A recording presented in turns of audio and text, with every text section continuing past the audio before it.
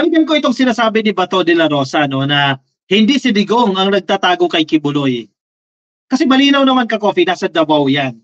Si Kibuloy, nandiyan yan.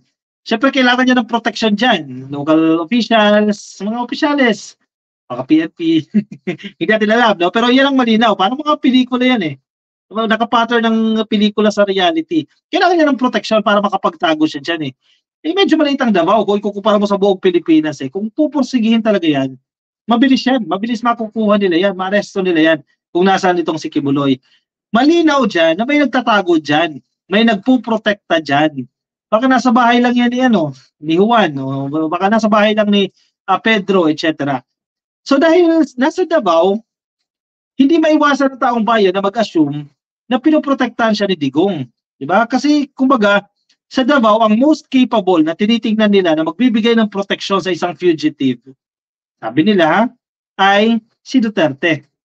Si dating Pangulo, Rodrigo Roa Duterte. Diba? Kasi prayer pa rin yan eh. Kumbaga, yung baluarte niyan, hindi mo basta-basta mapapasok eh. Diba?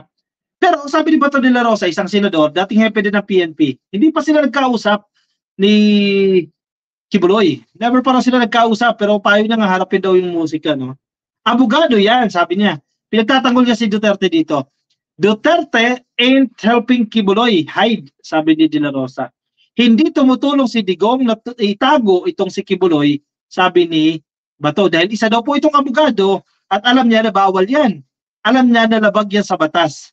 E dahil abogado si Digong, alam niya yung mga pwede at ano yung mga hindi dapat, sabi ni Bato. Kasi alam niya yung batas. Remember, kung alam ni Digong ang batas, ano ibig sabihin yan? Hindi siya gagawa ng bagay na lalabag sa batas o ng unconstitutional na bagay. Yun ang assumptions yan eh. Sabi kasi ni Bato eh. Alam niya yan. So yung gagawin niya, ay hindi labag sa batas o hindi labag sa kung sa saligang batas sa konstitusyon, di ba? Eh pero may nakaraan, di ba? May previous ruling. Sabi ng Korte Suprema yung ginawa ni Digong na gusto niya i-revoke itong amnestia na ibinigay kay Trillanes, unconstitutional, labag sa batas, sabi ng Korte Suprema. O hindi contrary doon sa sinasabi ni Bato na hindi gagawin ni Digong yan dahil alam niya ang batas. Di ba kay Trillanes? Unconstitutional. Sabi ng Korte Suprema. Ibig sabihin, hindi valid yung ganyang argument na porket abogado ka, hindi ka nalalabag sa batas. Di ba? Marami, nagkakamali pa rin yung mga abogado eh. So wala exception si Digong dyan. Anyway, yun ang gustong paniwalaan ni Bato na argument. Yan ang argument niya. Abogado si Digong, abogado si Digong, abogado si Digong. Hindi po protektahan si Kibuloy dahil masama at labag sa batas sa pagprotekta sa isang fugitive. Totoo nga naman yan. Nasa batas yan. Pero dahil alam ni Digong yan, hindi na gagawin yan. Absolute? Definitely hindi. Nagagawa ng ordinaryong tao yan. Tayo magagawa natin yan. Kayo magagawa ninyo yan. Depende doon sa tao. Anyway, sige. Anong punto dito di ba to? Baka may iba siyang punto dyan na hindi natin nagigets. Senator Ronald de la Rosa has denied, dinideny niya ang speculation that former President Rodrigo Duterte is helping his spiritual advisor, Pastor Apollo Kibuloy, to hide from authorities. Biruin mo ha, ang nagbibigay ng mga payo pagdating sa mga, ano ba to? Espiritu. Hindi espiritu. Pananalig yan, mga pananampalataya ni Digong, si Kibuloy, di ba? Spiritual advisor para ni Digong yan, si Kibuloy. In a DWIC interview nitong Sabado, De La Rosa said the former president would not use his power to help Kibuloy become a fugitive from the law. Sabi niya, Regional Trial Court ng Davao Branch 12 Judge Dante Baguio has ordered the arrest of Kibuloy and his co-accused Jacqueline Roy, si Crescente Canada, si Pauline Canada at si Ingrid Canada. Ganon din si Sylvia Simanes on a child sex abuse case. Available naman yan, ka-copy. Sa 80,000 nga lang yung piyansa ng kanyang mga kasamahan dyan eh. You cannot expect ang pagkakanlong coming from a former president and a lawyer and dating fiscal at that, sabi ni De La Rosa. Again nga, hindi valid assumption niya dahil abogado ka, alam mo ang batas, di ka na pwedeng gumawa ng mali. Kahit fiscal ka pa, kahit judge ka pa, nagkakamali ka. At magkakamali ka, posibleng magkamali ka. At may mga previous stories na tayo dyan. Even though Duterte was appointed property administrator, isa pa to ha, bukod sa pagiging spiritual advisor ni Kibuloy, property administrator din si Digong. Sinasahuran siya ni Kibuloy, pinapasahod siya ni Kibuloy. Di ba? Siya namamahala sa property. Bakit si Digong ang appointed son of God dyan? Ni Kibuloy, namamahala sa kanyang properties. Bilyones yung property. Bilyones yung assets. Hindi basta kung sino-sino lang ka-coffee yung kahawak sa kanyang properties. Kailangan matibay na tao. Kahit hirap na si Duterte, yung pangalan niya ang kailangan dyan. Tapos, walang ginagawa. Para itago si Kibuloy, si Digong. Naniniwala kayo dyan? Property administrator ng Kingdom of Jesus Christ. The former president knows better than to violate the law just to help Kibuloy hide from authorities. Sabi ni De La Rosa. Ano to? Niniwala ka ba sa sinasabi ni Bato dyan? Anong klaseng argument yun? Kaya may nahanap lang ako ha.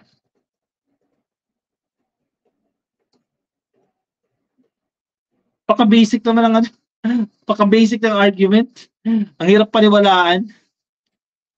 Ang babaw. Ba? Yun paniniwalaan niya, abogado. Hindi gagawa ng masama. Huwag na raw i-issue si Digong na tumutulong para itago si Kibuloy. Sino? Si Baste. Alam niyo yan, the violation of law yan. Conscious, aware siya. Huwag nagawan ng storya na kinakanlong ni Pangulong Duterte si Kibuloy. Alam ni Pangulong Duterte ang batas. Hindi yan mangyayari, sabi ni Bato de la Rosa. Talaga ba?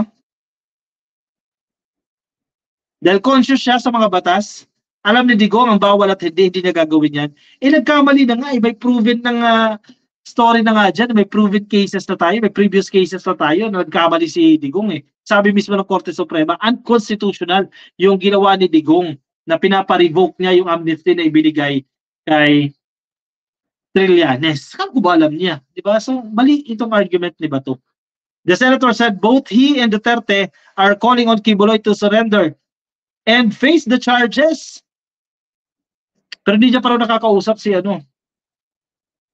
Kibuloy. Sabi niya, hindi niya pa nakakausap sa isang article na binasa natin kanina. Hindi pa rin po nakakausap ni Bato si Kibuloy. Pero sabi niya dito, the senator said both he and Duterte are calling on Kibuloy to surrender and face the charges. Nananawagan sila na pasukuin itong si Kibuloy. And hindi ako naniniwala na hindi niya pa nakakausap yan. Humingi ng advice yan. Nating PNP chief yan yung connection niya, nandiyan pa rin yan eh. Pareho kami ng advice na harapin niya. Face the music, De La Rosa said. Ipapahamak mo yung kaibigan mo na kung totoo yung assumptions nila, yung timeline na planong gawin dyan, pupunta ng Davao, available naman yan, kukunin ng Senado si Kibuloy, i-request ng Amerika na kunin siya, dalhin siya. Sabi mismo ni Kibuloy hindi siya harap sa mga puti, mamatay na lang daw siya eh. Diba sa Pilipino makatsugi sa kanya, okay lang, wag lang puti. Ano tong gimmick na naman ni Bato de la Rosa? Naniniwala ba kayo dyan? Ako di ako naniniwala sa argument ni Bato. Malabo. Jerry Gabriel, yan, salita ni Bato, parang sinabi na niya na tinatago ni Digong si Kibuloy. Diba defensive? Bakit naging defensive bigla? Tinanong ba siya, tinatago ba ni Digong si Kibuloy? Hindi ko kasi napakinggan yung interview. Ganun ba yung line of questioning? Pero defensive, no? Huwag na raw gawa ng issue. Anong isipin ng tao? Nasaan ba kasi? Diba? Davao lang eh. Davao, kumbaga alam na paikot-ikot dyan ng Baste. Alam niya yan eh. Saka Digong, alam niya yan. Davao yan eh. Teritoryo nila yan for the longest time. The terrain. Kabisado nila yung terrain dyan. Imposible hindi nila alam yan kung nasaan. Hirosawa Marie, good evening ka-coffee. Tayo ni Kibbs sa music, gusto niya drama, sabi ni Shofi. Pang MMK? Di nagsasabi ng totoo si Bato. Alam yan ni Bato at Digong yan. Exactly, totoo. Malabong sinasabi ni Bato. Gimmick lang yan ni Bato. Leonardo Ansag. Correct. Parang ginawa ni Bato naman mga bata, yung mga nakikinig dun siguro sa radio program. O tayo dito na paniniwalaan agad yung argument na yan. Hindi gagawin ni Digong yan dahil abogado siya. Di ba? Napaka-basic, napakababaw naman ng argument. Hindi tayo abogado, no? Pero magigets mo na illogical yung reasoning. Mother Tess, good evening. Jeng Florento, puro mga sinungaling kampo ni Digong, no? Tingnan mo ngayon, kaya nangyayari. Nagiging sunod-sunod tuloy. Para yung kamalasan nila, nagsusunod-sunod tuloy. Dahil sa pinaggagawa nila dyan. Simple but rock, hello po sa inyo. Ella Rose Lucy de la Cruz, hello po. Kay Crescente Bernados. Dapat kasi pahuli lang si Kibuloy dahil kung walang kasalanan, bakit siya takot? Sabi ni Crescente. Hindi nga, sir. Kaya ayaw nga kasi baka kunin daw siya ng Amerika eh. Diba?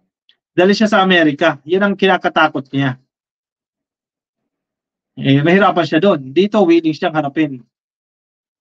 Yung kahit anong kaso daw, kahit anywhere in the Philippines, ganyan ang argumento niya. Wag lang sa Amerika. Kasi naniniwala siya, hindi patas sa Amerika. Sugiin daw siya. Gurgurin daw siya dyan sa Amerika. Sa term ni Marlica, no? Gurgurin daw. Bato, andun kayo sa rally, tapos pasusukuin nyo si Kibuloy. Daniel, correct. Nasa prayer rally kayo, parang bigay kayo suporta kay Kibuloy, tapos yan ngayon, a change of tune. Hilig talaga sa music ka. Ngayon, nag-change of tune. Nag-iba ng tono. Tama. Buti pinaalala mo to, Daniel. Diba? Andun kayo, nagsusumigaw kayo dyan eh. Protektahan si Kibuloy. Nagdasal kayo, protektahan si Kibuloy. Isinama nila din pagbagsak ng administrasyon na yan. Tapos ngayon, sabihin, face the music. Unbelievable. Marie Hirosawa, hello sa inyo. Noli Galo. Jomar Fernandez, hayaan mo boss, hindi marunong umintindi. Sabi ni Noli Galo.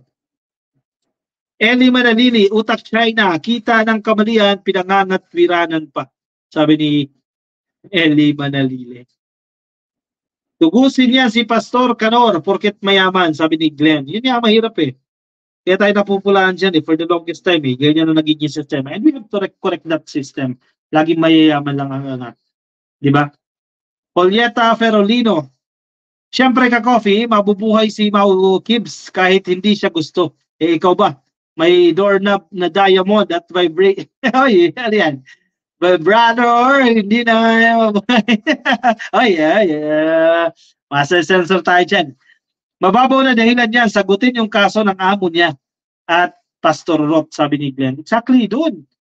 Pakitaan nyo ng galing. Gamitin nyo yung pera nyo dyan sa korte, di ba? Diyan kayo magtagisan ng galing sa abogado hanggang makalaya. Grabe talaga di niya alam ang ina-argumento niya, sabi ni Jomar Fernandez. Di nyo kaya mga Duterte, yun ang sabihin nyo, sabi ni Bernaldo. Wow, Bernaldo. Sino ba nakikipag-away? Si PBBM ba nakikipag-away? Hindi, di ba? Kayo ang bumibira sa administrasyon. Sumasagot lang ito. Actually, di kasi PBBM ang sumasagot dyan eh. Kina-clarify lang yung mga mga arguments niya, mga binabato niyo sa kanya eh. Si Kibol, nasa bahay lang yan ni Digong, sabi ni Gilbert Odtuhan. Posible. Pero wala daw, sabi ni Bato. Anyway, sige, makakapapasok na sa atin. Good morning sa inyo, magandang araw ka-coffee. Ayan, baka hindi pa kayo naka-follow, naka-like sa ating Facebook page. Ayan, at yung mga beater dyan. Pa-click lang po ka-coffee ng like or follow dyan sa Facebook. Kung nasa YouTube, pa-click na lang din po ng subscribe. Ayan, hindi yan command si Kibuloy, pakiusap lang yan.